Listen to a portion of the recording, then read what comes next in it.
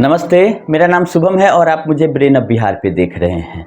आज सुनने में आ रहा है कि समुद्र मंथन चल रहा है सहारा मैनेजमेंट का। हमें भी उम्मीद है कि कुछ अच्छा चीज़ उसमें से निकल के आए। चेयरमैन कौन बनता है, वाइस चेयरमैन कौन बनता है, इससे हम लोगों को ज़्यादा लेना देना नहीं है। लोगों को मतलब है कि उनका पैसा जो जमा है सहारा इंडिया के सोसाइटियों में और भी कंपनियों में, वो कैसे मिलेगा। पोर्टल पे लोगों ने अप्लाई कर दिया, उसकी डिफिशियंसी कैसे हटेगी। मल्टीपल मेंबरशिप है जिसका मैच्योरिटी 31 मार्च 2023 के बाद पूरा हुआ। डेथ क्लेम, MIS, इस सब पे क्या निर्णय आता है देखने वाली बात है। अगर यही खाली फैसला हो जाता है कि ये चेयरमैन है, वाइस चेयरमैन, उससे लोगों का कुछ बनने बिगड़ने वाला नहीं है। तो मुझे उम्मीद है कि जो लोगों को जरूरत है उस पर चर्चा होगी। अगर तथाकथित जो मीटिंग होने का शगुफा लोग सोशल मीडिया पर फैला रहे हैं बहुत दिन से, अगर हो भी रही है, तो मुझे ज़रूरत है इस चीज़ का कि Sahara credit cooperative society, Saharian star multipurpose, हमारा इंडिया के लेटर हेड पे कुछ जारी हो ऐसा ऑफिशियली कि ये चीज़ हमने सोसाइटियों का CRCS को दे दिया है और आपकी डिफिशियंसी हट जाएगी और पैसा तो है ही CRCS के पास, आपका भुगतान होना शुरू हो जाएगा। ज्वाइनिंग पॉइंट का हम क्या करने जा रहे हैं, इंटरेस्ट नहीं मिल रहा है उसका हम ब्रांच से कैसे देंगे, ये सब काम की बातें हैं। अगर इससे रिलेटेड मीटिंग में कुछ होता है तो वो हम स्वागत योग्य मानते हैं। लेकिन अगर इन बातों का कुछ भी अगर निर्णय नहीं होता है और इधर उधर के बातों में फिर उलझाया जाता है, तो हम मानेंगे कि फिर 15 अक्टूबर को जो सुनवाई होने वाली है उसमें अच्छा खासा कार्रवाई का निर्णय दे सकती है सुप्रीम कोर्ट। अच्छी बात है, हो रही है, मीटिंग होनी भी चाहिए और सहारा के तरफ से ऑफिशियल कुछ आना चाहिए। ऐसे अधिका में जो ढेला ढोड़ते हैं ना, वो लोग आके सोशल मीडिया पर बता रहे हैं कि ब्रांच खुल रहा है, ब्रांच बंद हो रहा है, मैनेजमेंट ये कर रहा है, तो उन लोगों की बातों की कोई वैल्यू नहीं है। जैसे हम आपको बताते हैं एक इन्फॉर्मेशन है, वैसे वो लोग भी इन्फॉर्मेशन देते हैं, वो कहीं ऑफिशियल इन्फॉर्मेशन नहीं है। हम इंतजार करते हैं CRCS की तरफ से भी, सहारा की तरफ से भी, कि रिटेन में कोई ऑफिशियल इन्फॉर्मेशन दोनों दे, तब वो कहीं ना कहीं ऑथेंटिक होगा। क्योंकि 50,000 तो पेमेंट आना शुरू हो गया, लेकिन उसका टर्म एंड कंडीशन आज तक नहीं आया। ना CRCS जारी करना चाह रही है, ना सहारा बता रही है।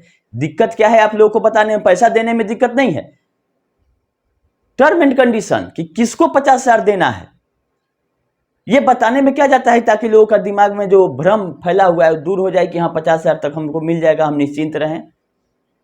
बहुत लोग आके बहुत दिन से बता रहे हैं कि डिफिशियंसी अपने आप हट जाएगा, 50,000 का फॉर्म नहीं चाहिए, ये नहीं चाहिए। अरे कुछ भी नहीं चाहिए तो जब तक ऑफिशियली नहीं आएगा हम कैसे मान लें। बोलने के लिए तो 50 लाख करोड़ का लोन भी मिल रहा था सहारा का और बहुत कुछ बीच बीच में आते रहा है, लेकिन वो सब हवाई चीजें पर ध्यान नहीं देने हैं जो रिटर्न में आया। क्योंकि 10,000 अभी भी पोर्टल दिख रहा है, तो पोर्टल पे क्यों नहीं 50,000 तक किया जा रहा है उसका टर्म एंड कंडीशन वायरल, उसमें क्या दिक्कत है। हाँ, इंटरनल जो हमको पता है कि दिक्कत है कि अभी तक टोटल जो ऑथेंटिक डाटा होता है वो सहारा ने CRCS को नहीं दिया है और उसको गोल गोल घुमा रही है और उसमें बीच में पिस रहे हैं हमारे जमाकर्ता। कभी तरह तरह का लोग कमेंट करेंगे कि मेरे परेशानी है, बॉन्ड खो गया, कुछ बॉन्ड छूट गया, तो ये सबका निस्तारण होगा, लेकिन अभी नहीं। अभी आप लोग को इंतजार करना है 8 नवंबर तक का।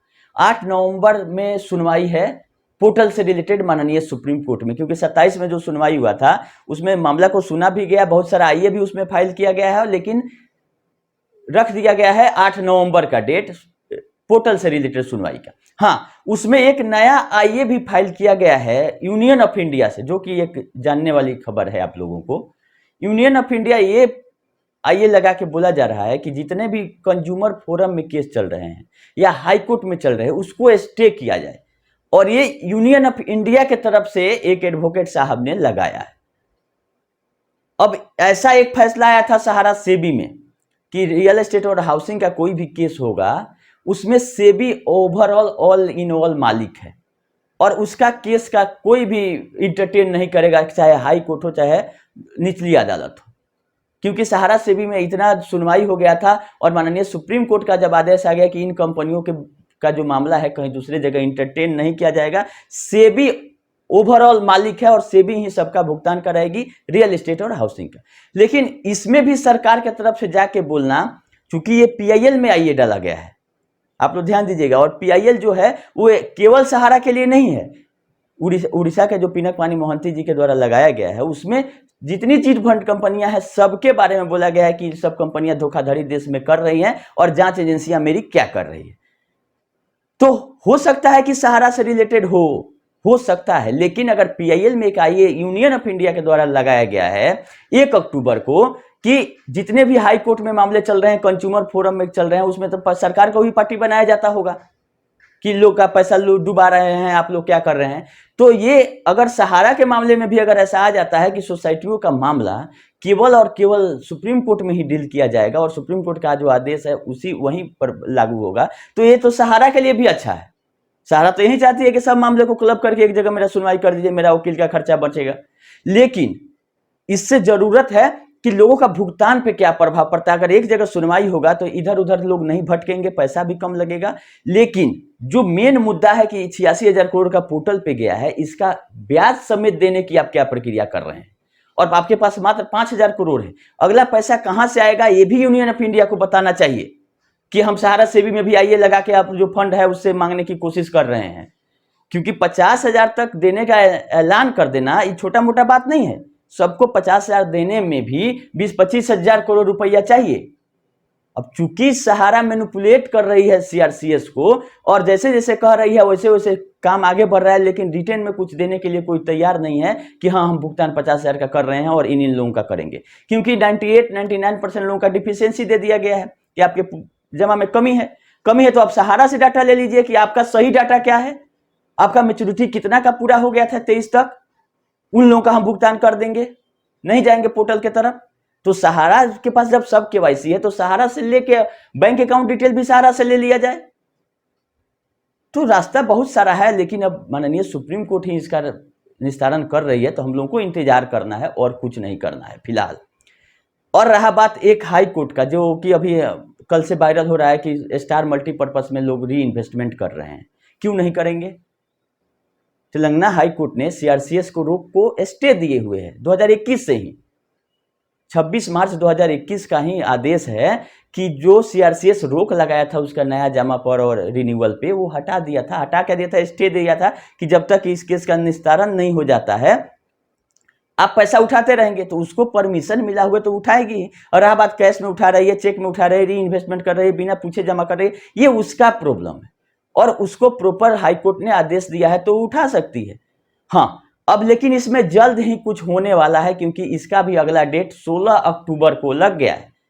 2 साल से ठंडे बस्ते में केस था और माननीय सुप्रीम कोर्ट के आदेश के बावजूद कि 6 महीना में सबका निस्तारण करिए, तेलंगाना हाई कोर्ट से निस्तारण नहीं हुआ केस का, तो लास्ट में हमको आरटीआई लगा के ये पूछना पड़ा कि ये केस का स्टेटस क्या है।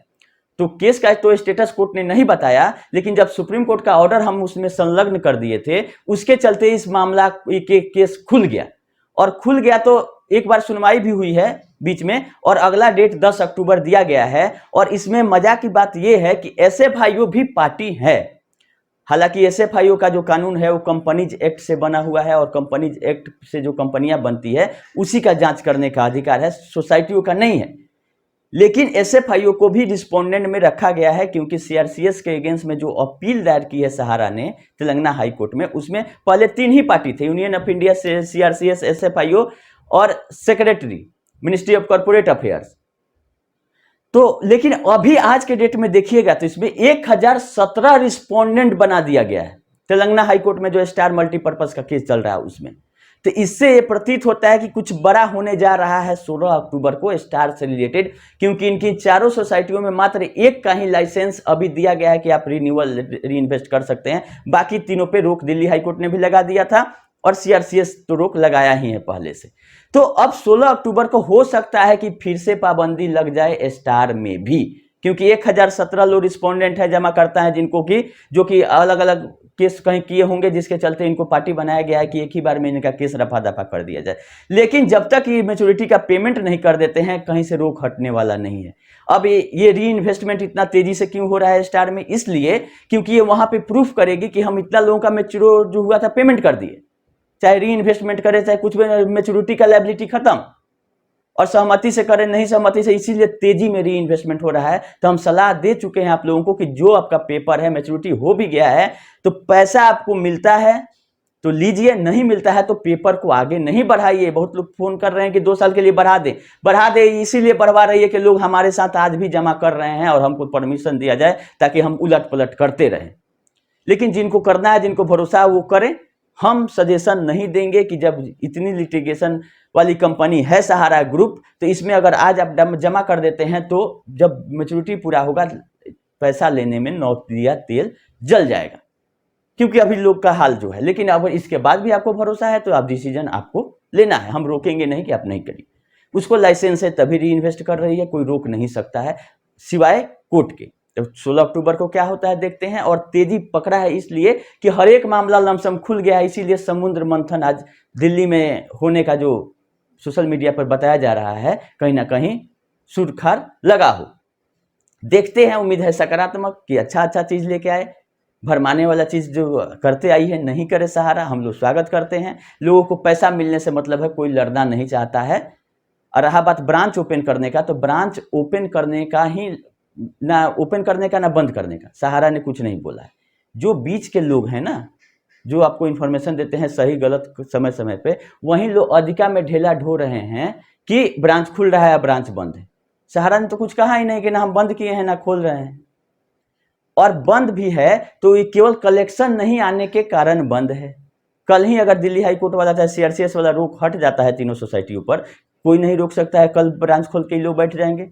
हाँ, कलेक्शन लेना बंद है तो किस लिए ब्रांच खोलना, इनको भुगतान देना नहीं है ब्रांच से, क्योंकि पैसा नहीं है। इनका कहना है कि सब पैसा सहारा से भी में है, उतने है, बाकी जो इन्वेस्टमेंट हुआ उसका कोई आता पता नहीं है। तो इनको अपने से पैसा देना नहीं है और सरकार ने रोक लगा दिया कि आपको नया इन्वेस्टमेंट नहीं करना। तो ब्रांच किस पर्पज से खुलेगा, नाच गाना होगा वहां, जब पेमेंट इनको करना नहीं है, भुगतान लेने से सरकार का रोक है। तो तीसरा ब्रांच में काम क्या होगा। तो जब भी रोक अगर हट जाता है इनसे, नया इन्वेस्टमेंट, नया ये या कुछ ही नया कंपनी लेके चले आते हैं, तो इसमें माहिर हैं। खैर, अब लोग जागरूक हो चुके हैं और इनसे सतर्क रहेंगे, तो ब्रांच खुल जाएगा, कोई नहीं रोक सकता है। ना आज कोई रोका है, ना कोई आगे रोकेगा। ये केवल और केवल बिना मतलब का बात मार्केट में चल रहा है कि ब्रांच से होना चाहिए, यहां से होना चाहिए। ब्रांच से नहीं हुआ पेमेंट, तब लोग सीआरसीएस तक गए और सीआरसीएस सुप्रीम कोर्ट गए या सुप्रीम कोर्ट पोर्टल लेके आए। फिर आप घूम के आ रहे हैं कि ब्रांच से कर दीजिए। ब्रांच से तो अगर हो जाता तो कहीं किसी का जरूरत ही नहीं था, ना यूट्यूबर का जरूरत था, ना कोर्ट का जरूरत था। बहुत लोग बोल रहे हैं कि सहारा ने फ्रॉड नहीं किया, हम भी बोल रहे हैं कि फ्रॉड नहीं किया। अगर पैसा जमा करा के वो कंपनी ताला मार के बाहर भाग जाए, पैसा मैच्योरिटी पूरा हो, तो उसको क्या कहते हैं, फ्रॉड का कहीं से लाइसेंस इशू होता है क्या कि ये कंपनी फ्रॉड है, या सर्टिफिकेट इशू होता है। फ्रॉड हम लोग अपने भाषा में, बिहार में तो हम लोग इसी बोलते हैं कि पैसा लेने के समय खोले और जब देना हो तो कोई किसी का आता पता नहीं है, ना जोनल मैनेजर, रीजनल मैनेजर, ना ब्रांच मैनेजर, सब रफू चक्कर। इसी को 420 बोलते हैं, जो आईपीसी में केस दर्ज है, हजारों केस दर्ज है सहारा के ऊपर, इसलिए ये 420 है। बहुत लोग इसका आज भी गोल गोल बात घुमा रहे हैं कि नहीं इसमें गलती नहीं था, उसमें था। आके पब्लिक के बीच में समझाइए ना, यूट्यूब पे क्यों समझा रहे हैं आप। आपको अगर हिम्मत है तो आके पब्लिक जमाकर्ताओं को मंच लगा के समझा दीजिए आप कि हाँ ये सहारा से भी दिक्कत है, 2 मिनट में लोग व्यवस्था कर देंगे।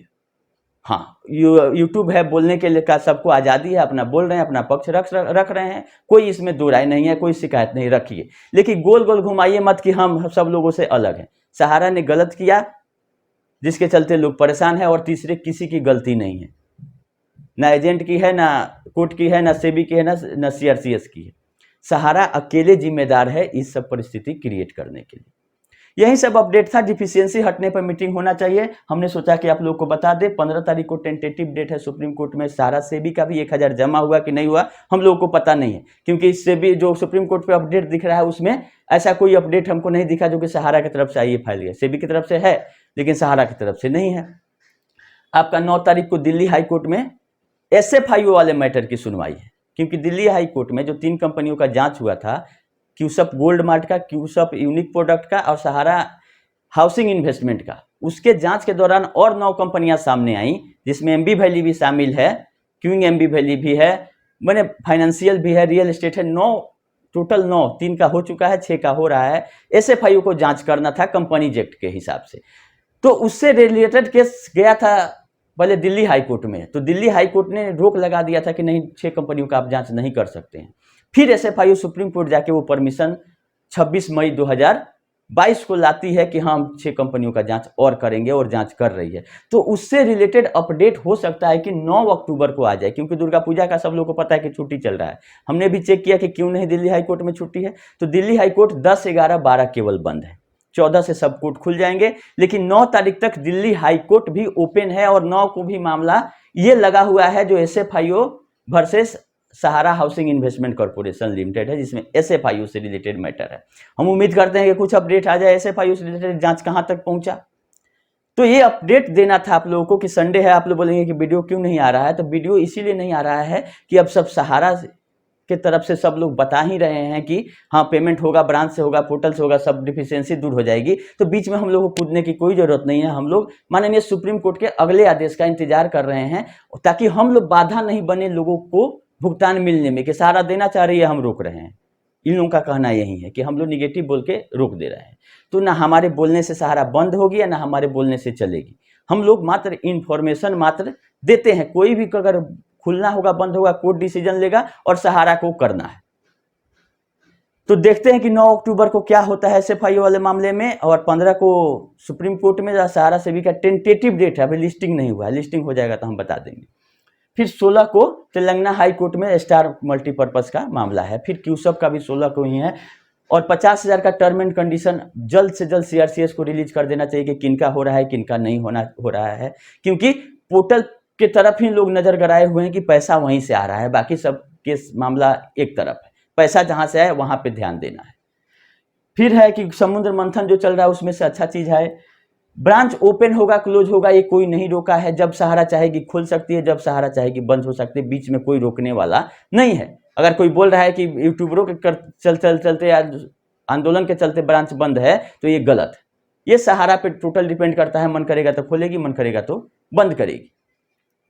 अगला है कि डिफिशियंसी हटाने की दिशा में कहीं ना कहीं CRCS को आगे बढ़ना चाहिए और सहारा को भी आगे बढ़ना चाहिए, कि डिफिशियंसी हटेगी तब कहीं ना कहीं पैसा जो CRCS के पास है उन लोगों तक पहुंच पाएगा। इंटरेस्ट का क्या होगा, डेथ मैच्योरिटी का, EMI का, इस सब पे भी विस्तृत गाइडलाइन जल्द से जल्द आनी चाहिए। नहीं तो दुर्गा पूजा हो, दिवाली हो, छठ हो, पैसा नहीं रहेगा तो कोई पर्व किसी का नहीं मन पा रहा है, लोग परेशान हैं। खैर वीडियो को लंबा नहीं करते हैं, संडे है जो इसलिए जरूरी था हमको कि आप लोग के बीच में 10-15 मिनट आके दे दे वीडियो। बाकी भी हम इंतजार कर रहे हैं कि अच्छी खबर कुछ सहारा मैनेजमेंट की तरफ से आए, ताकि लोगों को कुछ राहत मिले। उलूल जुलूल चीज आएगी तो फिर हम लोग एक्सपोज करेंगे। ये सहारा मैनेजमेंट को पता भी है और हिदायत भी हम दे देते हैं कि उलूल जुलूल चीज सहारा इंडिया परिवार के लेटर हेड पे तो कुछ नहीं जारी कीजिएगा, नहीं तो सबका पोल हम लोग खोलते रहेंगे। अभी के लिए इतना ही, धन्यवाद।